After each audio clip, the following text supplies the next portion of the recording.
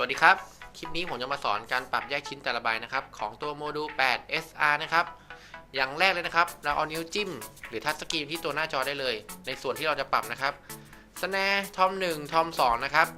แล้วก็จะมีภาษาอังกฤษกำกับข้างใต้ด้วยถ้าเราจิ้มอีกหนึ่งทีกระพริบขอบด้านนอกนะครับมันก็คือ T2R RS ก็คือตัวขอบกับริมช็อตนะครับอย่างกระพริบข้างในอย่างนี้ T1ตัวนี้อย่างเดียวก็คือตัวแป้นกล่องนะครับเรามาลองปรับตัวสแนร์กันแป้นสแนร์กระพริบแค่ SD นะครับแล้วก็ดูฝั่งนี้ครับคิดโทน1มันก็คือตัวโฟลเดอร์นะครับเป็นโฟลเดอร์ของชุดกล้องอย่างชุดที่1นะครับก็คือชุดล็อกชุดที่2ก็คือแจ๊ส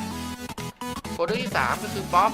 โฟลเดอร์ที่4ก็คือเอฟเฟกต์5ฟังก์6 R&B 7 Metal นะครับแล้วก็มันจะย่อยลงมาอีกก็กดเข้าไปตรงนี้ครับปึ๊บกระพริบแค่โทน1อย่างเดียว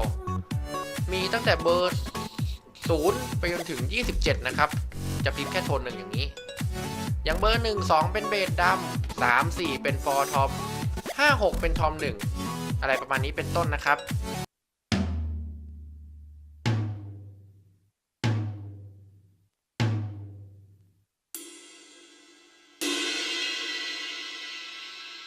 ส่วนวิธีการเซฟเราได้เสียงแล้วเรากดที่ตัวดัมคิดล็อกตรงนี้จึบมันก็จะไปเซฟในชุดล็อกนะครับเท่านี้ก็เสร็จเรียบร้อยแล้วครับ